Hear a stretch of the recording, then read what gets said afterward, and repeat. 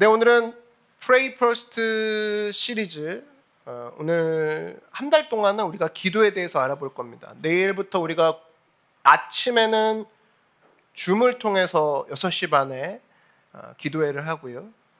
낮 12시에는 인스타를 통해서 라이브를 합니다. 전부 다 기도를 할 거예요. 그래서 한 달 동안 내 삶이 변화되기 원한다. 내 삶이 좀 새로워지기 원한다. 이렇게 살면 안 되겠다라고 생각하는 모든 분들이 해당이 됩니다. 아침에 혹은 아침이 아니라면 낮에 직장에서 언제든 여러분 기도할 수 있도록 열어놨어요. 그게 시즌3의 시작입니다. 그래서 여러분 시즌3를 여러분 한 사람 한 사람이 뜻있게 시작하시기를 저는 정말 바라요. 교회가 시즌3라는 문을 통해서 하나님의 일하심을 보기 원하는구나. 나도 함께 할 거야. 그래서 여러분 시즌3 때 이때 시작하는 기도의 시간을 잡으시기를 바랍니다. 그리고 이 기도의 시간에 계속적으로 기도에 대해서 설교를 할 거예요. 오늘 그 시리즈 첫 번째로 왜 금식하는가 라는 제목으로 하나님 말씀 증거하도록 하겠습니다.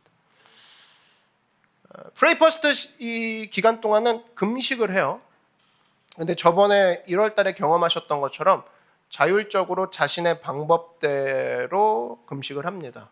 미디어 금식이 있을 수 있고 액상 금식이 있을 수 있고 전체 금식이 있을 수 있어요. 자신의 상황에 맞게 하시면 되고요. 기간도 여러분이 스스로에게 할당하셔서 여러분이 계획하셔서 금식을 하시게 됩니다. 근데 이제 질문이 떠오르죠. 왜 금식하는가? 왜 금식을 해야 되는가라는 부분에서 오늘 살펴보려고 합니다. 오늘 본문이 굉장히 특이해요. 우리 보통 금식 언제 하죠? 힘든 일 닥치거나 피눈물 나거나 고난이 다가올 때 보통 금식을 합니다. 근데 오늘 좀 특이하다고 얘기할 수 있는 이유는 뭐냐면 큰 성공을 거두고 난 다음에 금식하는 장면이에요. 큰 승리를 거두고 난 다음에 금식하는 장면이 오늘 느헤미야 9장입니다. 느헤미야서라는 성경책의 주제는 뭐냐면 이스라엘 백성의 성벽이 무너졌어요. 이거를 재건을 해야 하는 스토리가 느헤미야서예요. 52일 만에 재건을 하거든요. 그러니까 52일 만에 온갖 방해에도 불구하고 성벽이 세워졌단 말이에요. 그래서 오늘 읽었던 게 9장인데 이 8장, 이 앞장에서는 이 수문앞 광장에서 굉장히 대부흥회를 엽니다. 승리했다 이거죠. 엄청나게 승승장구하는 모습이 나오고, 그렇다 그러면 오늘 9장으로 넘어왔으면 이 승리를 축하하고 기념하고 계속 기뻐해야 되는 걸로 넘어가야 마땅한데 9장에 오늘 뜬금없이 금식 얘기가 나온다는 거예요. 저는 이게 굉장히 충격적이었습니다. 야, 성공한 다음에도 금식을 하는구나. 힘들어 요즘? 금식해. 왜? 무슨 일 있어? 완전 힘들어. 이거는 사실 당연한 거예요. 그렇지 않아요? 그러니까 이게 우린 사실 뻔하게 인생을 사는데 고난 당하면 금식합니다. 어려움 당하면 금식합니다. 이게 물론 해야죠. 그때 해야죠. 아니 여러분 고난도 당하고 피눈물도 나는데 금식 안 한다? 이건 좀 말이 안 되는 거고, 고난 당하고 금식하고 어려운 일 당하고 금식하는 거 이건 어떻게 보면 자연스러운 거고, 그런 상황에서도 안 한다. 이건 좀 문제가 있는 거고. 근데 오늘 참 특이한 게 뭐냐면 오늘 별개로 찾아보는 것이 성공의 자리에서도 금식할 수 있구나. 힘든 일 있어? 그래서 금식하는 거예요 요즘? 그게 아니라 성공했다니까요. 저는 이거 우리가 충격으로 받아들여야 된다고 생각합니다. 충격적이에요. 성공의 자리에서도 성공한 후에도 금식할 수 있구나. 반드시 붙들어야 될 내용이라고 생각합니다. 오늘 왜 금식했는가? 이거를 살펴볼 건데, 성공한 다음에 왜 금식했는가? 두 가지로 우리가 배울 수 있다고 생각해요. 첫 번째 바로 뭐냐면 균형을 위해서 금식했다라는 겁니다. 균형을 위해서. 한번 따라 말씀해 주십시오. 균형을 위해서. 어떤 균형이냐? 외적인 모습과 내적인 성숙의 균형. 이것을 놓고 이 이스라엘 사람들이 금식을 했다라는 겁니다. 외적인 성공은 52일 만에 성벽을 재건했다란 말이에요. 주변에 온갖 방해에도 불구하고 외적인 성공이죠. 그리고 내적인 성숙을 이네들이 살펴봤다라는 겁니다. 그리고 금식을 시작했다라는 거예요. 여러분 인생에서 사실은 균형만큼 중요한 게 없다고 생각하는데, 문제는 뭐냐면은 외적으로 성공을 했어요. 근데 내적으로도 그만큼 따라가고 있나 내 삶이? 이걸 늘 물어봐야 된다는 거예요. 늘. 그러지 못하고 있다. 그럼 거기서 우리가 제동을 걸고 거기서부터 살펴봐야 된다는 겁니다. 물론 이 8장, 이 앞장에서는 광장에서 대부흥 운동이 벌어졌어요. 근데 이스라엘 백성들이 느끼기에는 뭔가 부족하다고 느끼는 거야. 야, 이게 뭔가 부족하구나. 그래서 겉으로는 성공했지만 안쪽의 성숙을 위해서 난 오늘부터 금식하리라. 전 이거 맞다고 생각합니다. 여러분, 인간의 불행 가운데 가장 큰 불행 중에 하나가 바로 뭐냐면 조기 성공입니다. 조기 성공.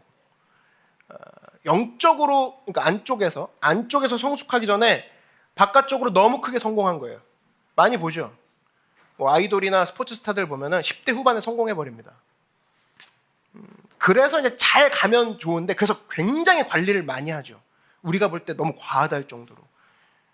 그건 이제 부모나 코치들이 잘 보고 있는 거고, 너무나 빨리 성공하면 사실 뭐냐면 외적인 성공이 거뒀잖아요. 그럼 이 사람들이 반드시 해야 될 일이 있어요. 외적인 성공에 맞게 정신적인 성숙과 영적인 성숙이 같이 갈 수 있도록 여기도 투자를 해야 된다는 겁니다. 여기도. 대부분 조기 성공한 사람들이 위험한 게 뭐냐면 바깥쪽으로는 엄청나게 성장을 해요. 투자를 했기 때문에. 뭔가를 투자를 했겠죠.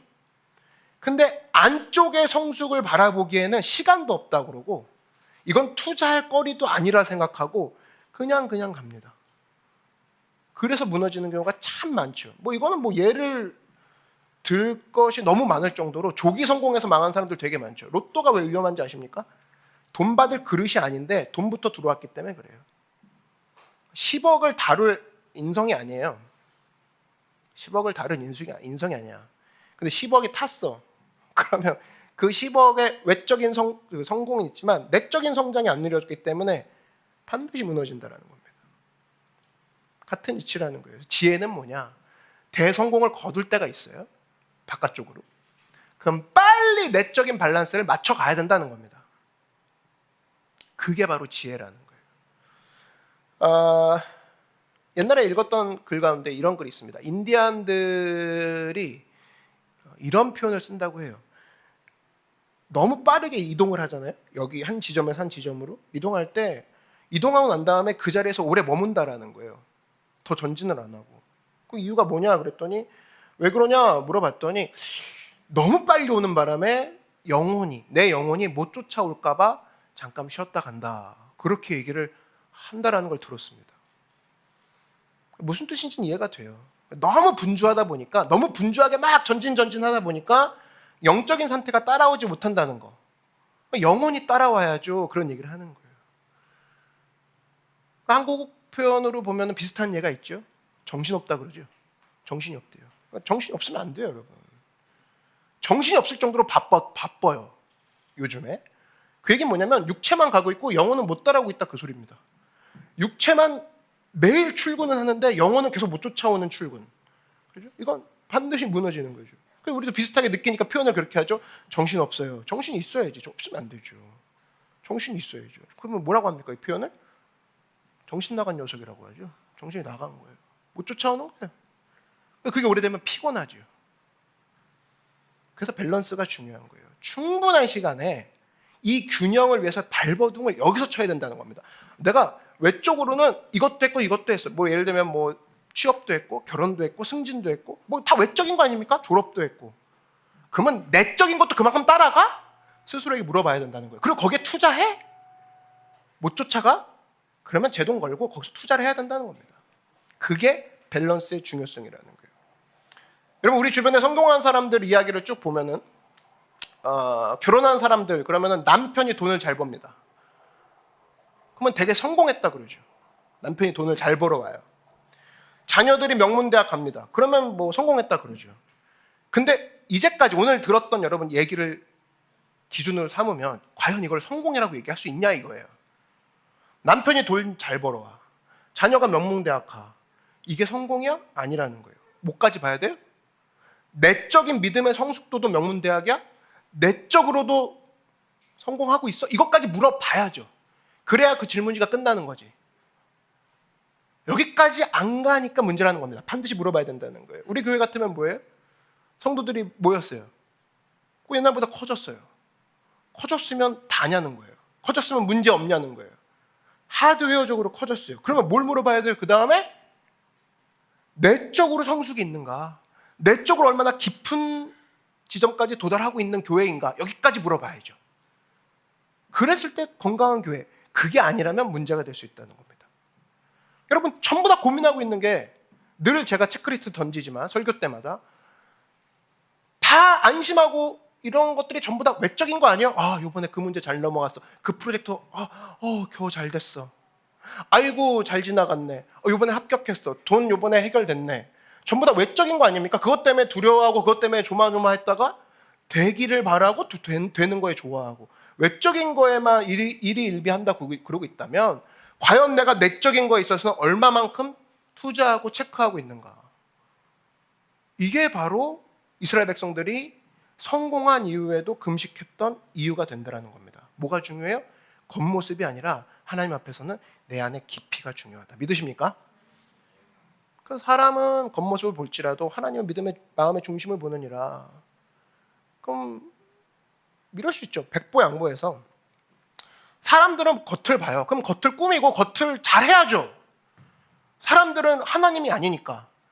그죠? 그래야 설득이 되고 그래야 먹혀든다 그러면 겉을 잘 꾸며야죠.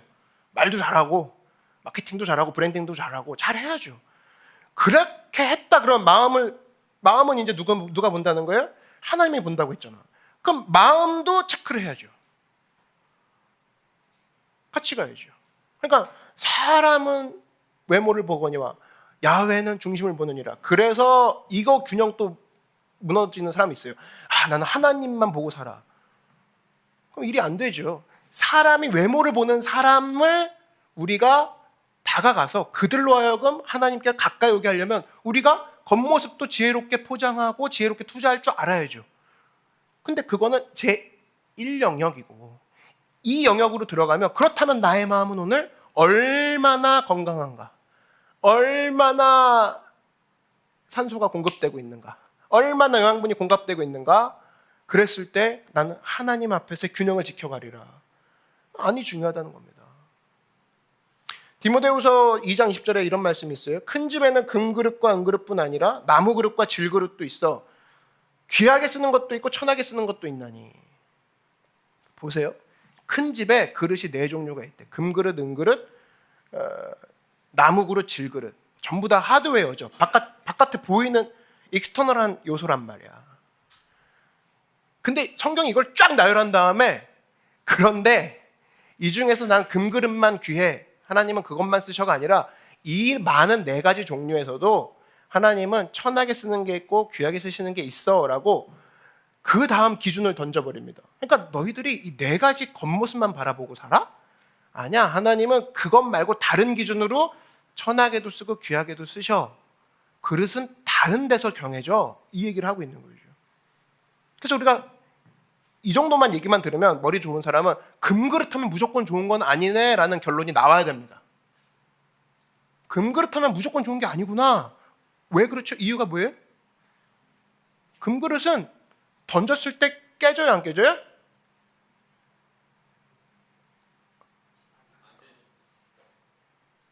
그렇죠. 어려운 질문이었어요. 안 깨져. 깨지기가 힘들죠. 뭐 찌그러지는 건 뭐 할 수 있겠지만. 그러니까 오히려 잘 나가는 사람들 하나님 쓰시기 진짜 힘든 게 그거예요. 던졌는데 안 깨져. 던졌는데 으그러지질 않아. 그럼 얘는 안 깨지니까 못 쓰는 거예요, 하나님이. 근데 우리가 천하다고 하는 이 질그릇 같은 경우 뭐 이런 인생들은 잘 깨지죠. 왜냐하면 자기가 주장할 게 없는 거예요. 던지면 깨집니다. 그러니까 하나님이 다시 반죽해서 쓰실 만한 이유가 되는 거예요. 돈도 없고 뛰어나지도 않고 예쁘지도 않으니까 자기는 하나님밖에 없는 거예요. 토기장이밖에 바라볼 수 있는 그 시간밖에 없는 거예요. 그러니까 하나님이 계속 같이 쓰시는 거죠. 그러니까 사실 여러분 이거 뒤집어 얘기해 볼게요. 내가 일찍 성공하고 바깥쪽 성공만 바라보고 나가고 있다? 굉장한 악조건이 될 수 있습니다. 하나님이 안 쓰신다는 거예요. 굉장히 늦게 쓰신다는 거예요. 본인들이 알걸요? 내가 외적으로만 엄청 투자했을 때, 외적으로만 성공을 믿고 밀고 나갔을 때 언젠가 하나님이 말을 걸어오실 텐데, 아, 올해는 아니구나. 아, 이번 건가? 아, 아니구나. 이거 조마조마하게 가고 있는 거 본인은 알아. 하나님은 언젠가 말을 거실 거라는 건 자기는 알아요. 왜 그러냐? 너 왜 겉으로만 신경 쓰냐? 나 내적으로 너가 성공하길 바라는 아버지의 마음인데 나 너랑 한번 얘기 좀 해보자. 그때가 바로 언제예요? 실패하고 깨질 때, 질그릇될 때. 그때 하나님이 쓰신다라는 거예요. 그러니까 일찍 성공하고 외적인 성공만 바라보고 달려가는 인생이 악조건이라는 이유가 바로 그런 거예요. 항상 우리가 갖춰야 될 게 뭐냐? 여러분 지혜로우십시오. 균형이 중요합니다. 균형이. 항상이에요. 여러분 지금 균형이 있습니까? 외적으로 안정을 찾으신 분들, 우리 교회도 이제 나이가 좀 있어 가는데 외적으로 안정이 찾아갈 나이들이죠. 그러면 외적인 균형을 그렇게 찾았으면 내적으로 내가 균형이 있나? 내적으로 내가 분배를 잘하고 있나? 체크해 볼 만하죠. 여러분 진짜 외적으로 돌리는 그 브레인만큼 안쪽으로만 돌려도 금방 답 나올 겁니다. 외적으로 내가 분산 뭐 투자하고 있나? 뭐 외적으로 내가 얼마만큼 운동하고 있나? 외적으로 내가 얼마만큼 관리하고 있나? 이거는 뭐 그냥 어플을 깔아면서까지 진짜 하죠. 그리고 뭐 계획을 합니다. 뭐 아침부터 미라클 모닝부터 시작해서 막 밤까지 다 계획합니다. 근데 과연 내적인 성숙은 얼마만큼 하고 있냐는 거예요. 내적인 관리는 손이 가는 만큼만 관리되는 거 여러분 아시죠? 영업장을 가도 사장이 무슨 마인드냐에 따라 그 식당을 더 가고 싶기도 하고 뭐 가기 싫은 식당이 되기도 해요. 마찬가지예요. 내가 눈을 들어서 보는 영역, 그 영역은 확실하게 가꾸어져요. 왜냐하면 우리에게 다스리라는 명령을 주신 피조물이기 때문에 우리는 다스릴수록 그리고 가까이 가면 갈수록 잘 그것이 번창하게 되어 있습니다. 근데 왜 내 영적인 상태는 작년과 똑같을까? 작년만큼 보고 있지 않았기 때문이라는 거예요. 공심은 데 콩나고 파심은 판난다가 그 얘기죠. 그래서 여러분 우리 삶 가운데 외적인 성공을 거둔 시즌이 지금 있는 사람 있습니까? 그러면 빨리 물어봐야 돼요. 내가 내적으로도 충만한가? 아니면 내적으로 충만한 사람이 있습니까? 그럼 물어봐야죠. 외적으로 내가 열매 맺을 수 있는 일이 바로 무엇인가?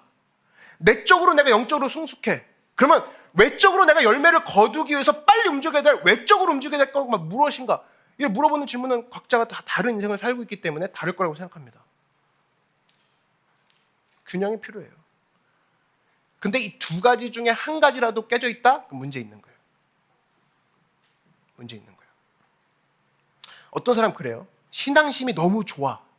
신앙심만 너무 좋아 보여. 근데 놀아. 뭐 취미가 뭐냐? 그럼 놀고 싶대. 근데 하나님 너무 사랑해. 이건 뭐예요? 균형이 깨진 거예요. 균형이 깨진 거라고. 이게 어떻게 하나님께 영광이 될 수 있습니까? 이건 문제가 되죠. 취미가 뭐냐? 뭐 심심한 거 뭐 늘 심심한 거 재밌는 게 없을까만 생각해. 하는 건 없어. 그럼 이 사람은 내적인 균형은 내적인 건 성숙이 되지만 외적으로는 지금 빨리 나가야 될 타이밍이라는 거고. 이런 사람은 그래서 사실은 내가 어떻게 하면 열매를 거둘까라는 질문을 하기 시작해야죠. 다른 사람들과 또 관계를 맺으려고 해야죠. 주님과 사랑에 머물 게 아니라 그건 하나님이 원하시는 사랑 아닙니다. 내적으로 넌 충분해. 됐어? 여러분 오병이어 사건을 보십시오. 제가 오병이어 사건을 보면서 놀랬던 게 그 자리에는 예수님하고 떡과 물고기밖에 없었어요. 그잖아.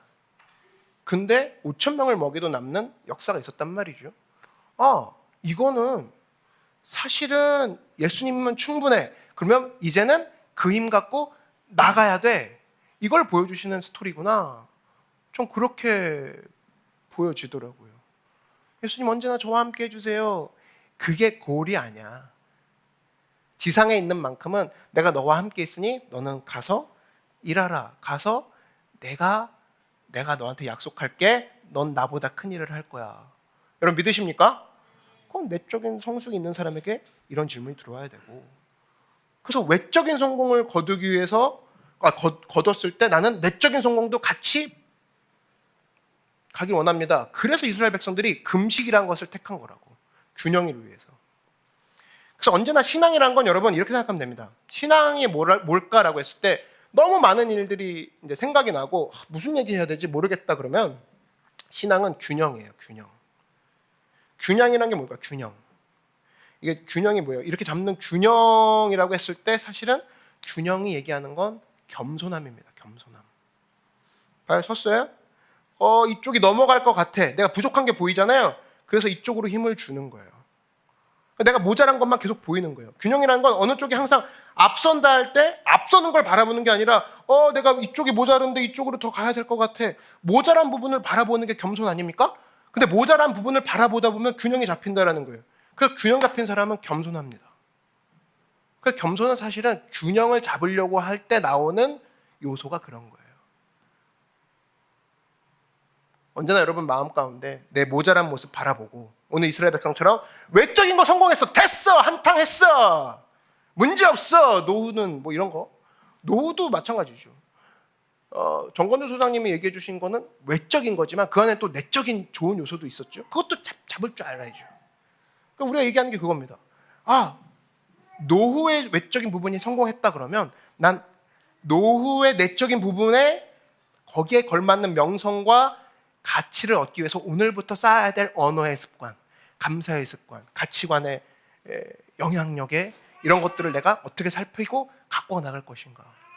이거 전부 다 모자란 부분을 살펴보는 사람만이 가능한 거예요. 여러분 언제나 이번 금식은 내가 하나님 앞에 모자란 부분을 바라보고 보충할 줄 아는데 금식을 할 줄 아는 여러분 되기를 주의 이름으로 축원합니다. 두 번째, 이 사람들 이스라엘 백성들이 성공한 다음에 금식했던 이유가 바로 뭐냐? 성공한 다음에 금식을 했어요. 근데 그 금식의 내용이 뭐냐? 바로 타인을 위한 몸부림이었다는 겁니다. 타인을 위한 몸부림. 오늘 2절 한번 보십시오. 모든 이방 사람들과 절교하고 서서 자기의 죄와 조상들의 허물을 자복하고 이렇게 나왔습니다. 공동체의 죄악이죠. 그러니까 다른 사람의 죄악을 가지고 발버둥 치는 모습이 있었습니다. 다른 사람. 금식에 관한 좋은 말씀은 어디 나오냐라고 했을 때 이사야서 58장에 나오거든요. 거기에 이런 얘기가 나와요. 여러분, 내가 생각하는 금식이 아니라 네이버에서 검색해서 얘기해주는 그런 금식이 아니라 하나님이 얘기하고 계신 금식을 하고 싶지 않으세요? 그죠? 여러분이 생각하는 금식이 아니라 아빠 엄마가 대대로 얘기해주는 금식이 아닌 난 진짜 하나님이 얘기해주시는 금식을 하고 싶어. 그게 우리가 하고 싶은 금식 아니에요?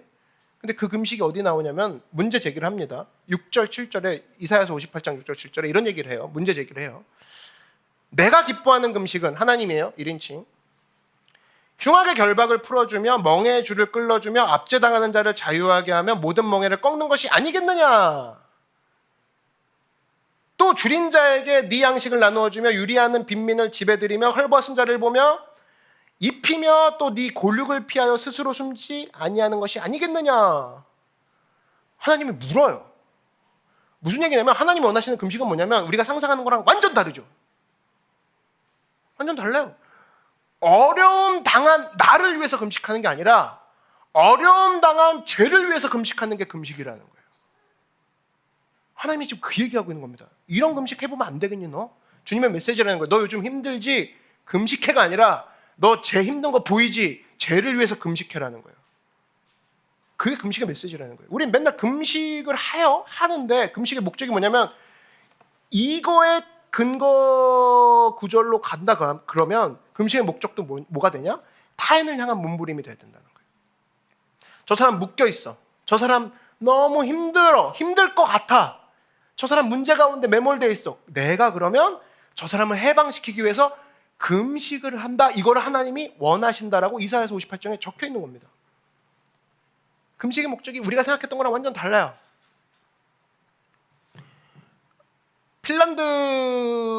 핀란드라는 나라, 거기에 기사가 났는데 단식 투쟁을 한다고 그래요. 그 핀란드라는 나라에서 단식 투쟁할 게 뭐가 있을까 궁금해서 봤더니 그 동네에 뭐 쓰레기장이 들어왔나? 뭐 이렇게 봤어요. 봤더니 낙골당이 들어왔나? 그런 것도 아니에요. 그럼 우리 같으면 왜 막 시위하죠? 아파트값 떨어질까 봐 막 시위합니다. 참 천박한 건데. 이 사람들 핀란드 사람들이 왜 금식을 했을까? 이유가 나오더라고. 바로 이 핀란드라는 그 나라가 저개발 국가 있잖아요. 저개발 국가의 후진국에 대한 원조를 너무 적게 하는 거 아니냐라고 국가를 향해서 단식 투쟁한 거예요.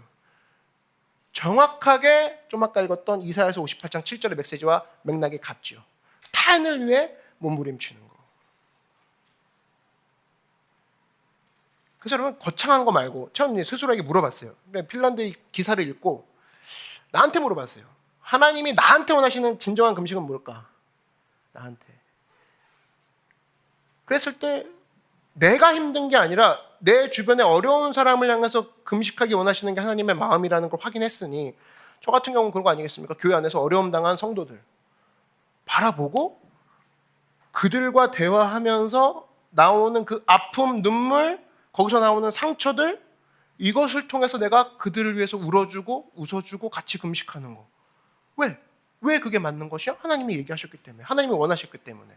내 문제를 위해서 금식하고 있어요가 아니라 타인의 문제를 위해서 금식할 줄 아는 사람, 바로 그런 사람이 커진다라는 거예요.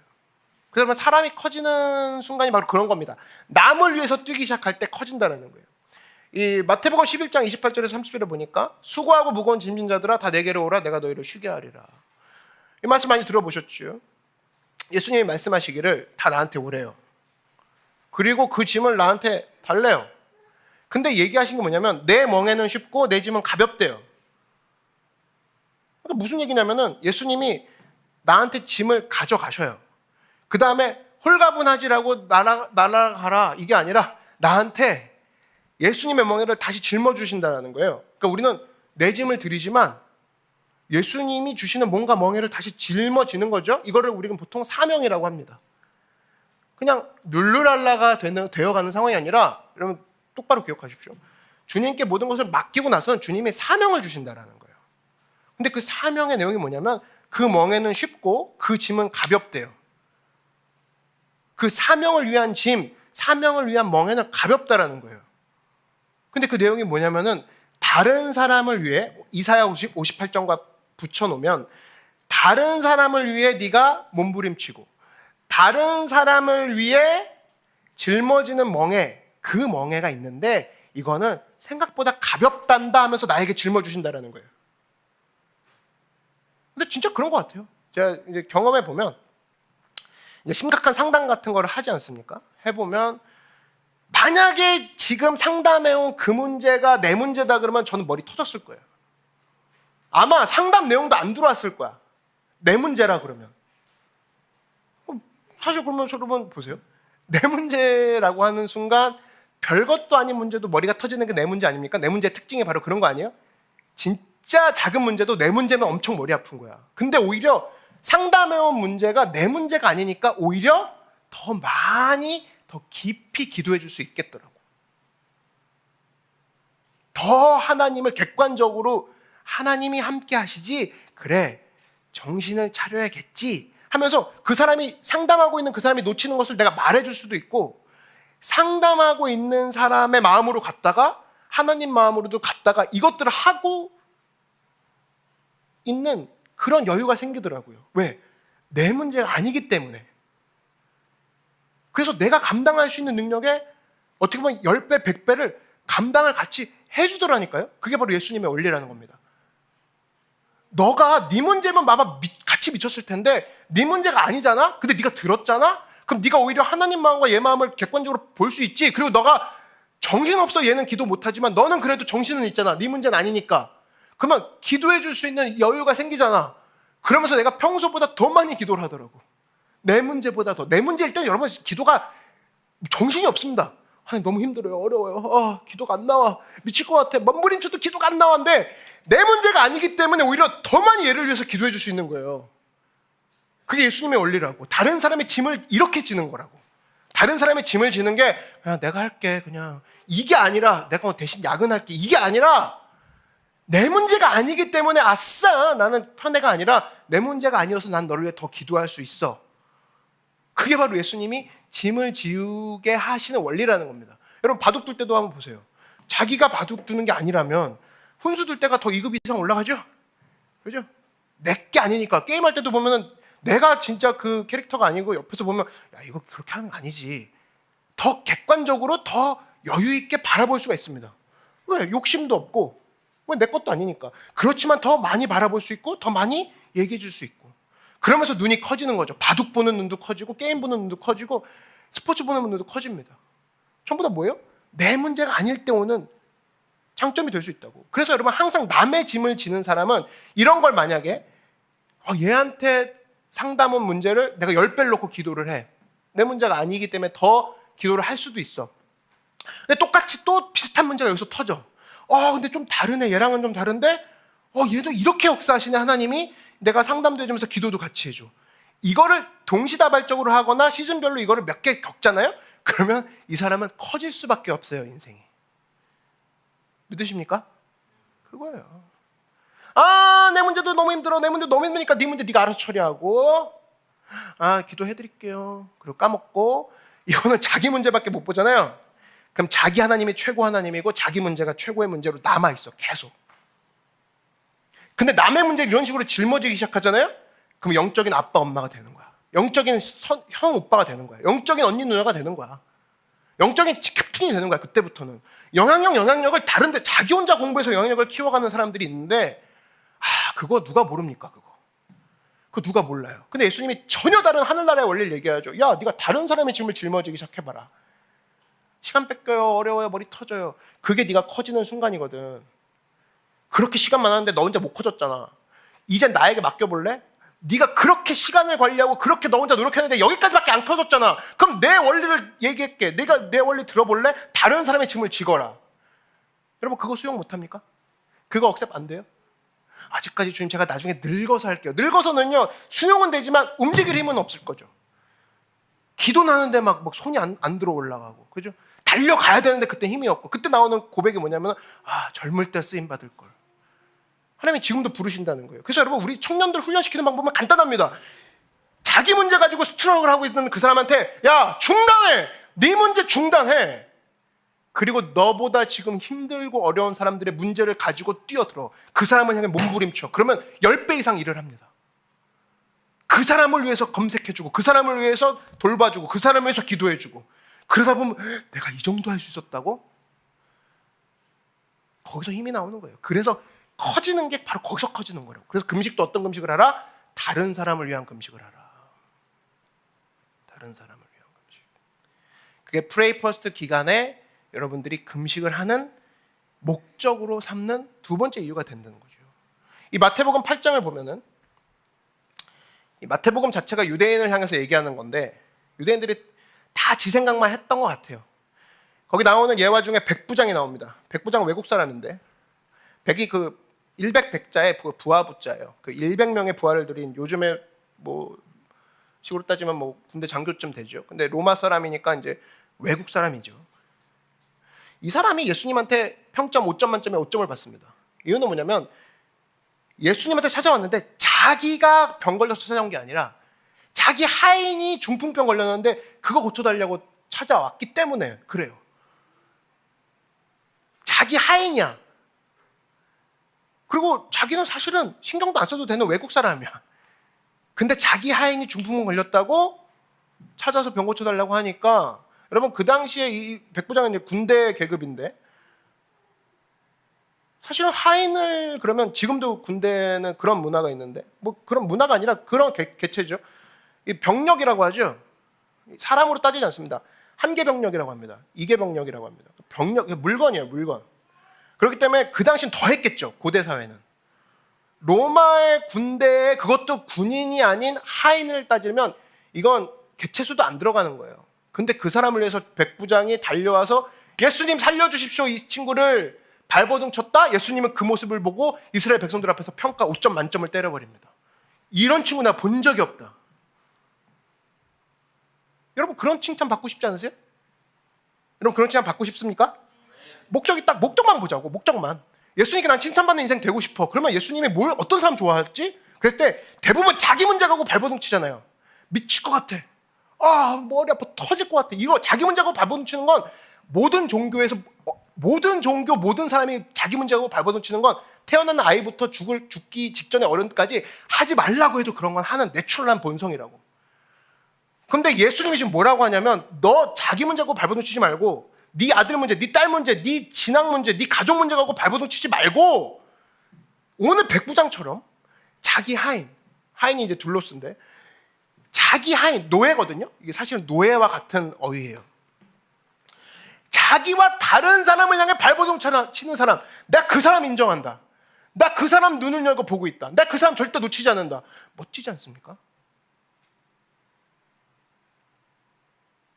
이런 모습을 했더니 예수님이 나중에 이 사람에게 마지막 한 줄 평가를 내세요. 네 믿음이 크도다. 네가 다른 사람을 위해 그렇게 발버둥 치는 네 모습은 나는 한마디로 표현해 줄게. 큰 사람.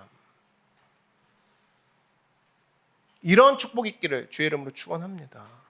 금식도 마찬가지예요. 21일 동안 여러분들이 금식을 자유롭게 운영을 할 거, 여러분들이 스스로에 맞는 금식을 할 건데 이번 기회에 좀 패턴을 바꿔볼까? 뭐 이것도 좋은 효과예요. 왜냐하면 앞에 오늘 돼지 일에 나오는 균형에 맞춰서는 나의 좀 삶을 바꿔볼 때가 됐어. 여긴 맞아요. 근데 이걸로 끝나면 안 된다는 겁니다. 내가 타인을 위한 금식이 돼야 된다라는 거예요. 타인을 위한 금식이 되려면 뭐부터 해야 돼요? 자기 자신의 것부터 줄이십시오. 내 시간 계속 고수하면서 남을 위해 어떻게 기도해? 못해요. 내가 좋아하는 기호, 내가 좋아하는 그것을 계속 유지하면서 남에 대해서 어떻게 그가 좋아하는 것, 내가 싫어하지만 그가 좋아하는 것을 향해 내가 어떻게 희생할 수 있어? 못한다는 거죠. 우리가 해야 되는 건 뭐냐면 남을 위해서 발버둥 치기 위해서 내 걸 좀 줄이십시오. 내 걸. 내 시간도 좀 줄일 줄 알고 자기 시간이라고 생각하니까 미치도록 아까운 거예요. 자기 시간이 어디 있습니까? 세월을 아끼라 때가 악하니라. 그리고 세월을 아끼라, 그 아끼라가 낚시하다의 그 헬라어와 똑같은 어원이거든요. 그 어원을 쭉 따라가 보면 그 시간은 하나님이 흘려보내준 시간이라는 거예요. 시간 관리라는 단어는 크리스천이 쓰는 단어가 아닙니다. 시간은 우리에게 맡겨주신 거지. 흘러가는 시간을 내가 쓰는 것뿐이지 내가 어떻게 시간을 관리합니까? 내 소유물이 아닌데. 근데 시간관리법을 얘기하는 거예요. 너 네 것 좀 줄이고 남으로 해서 발버둥 쳐라? 그러면 네가 크도다 인생이 될 것이다.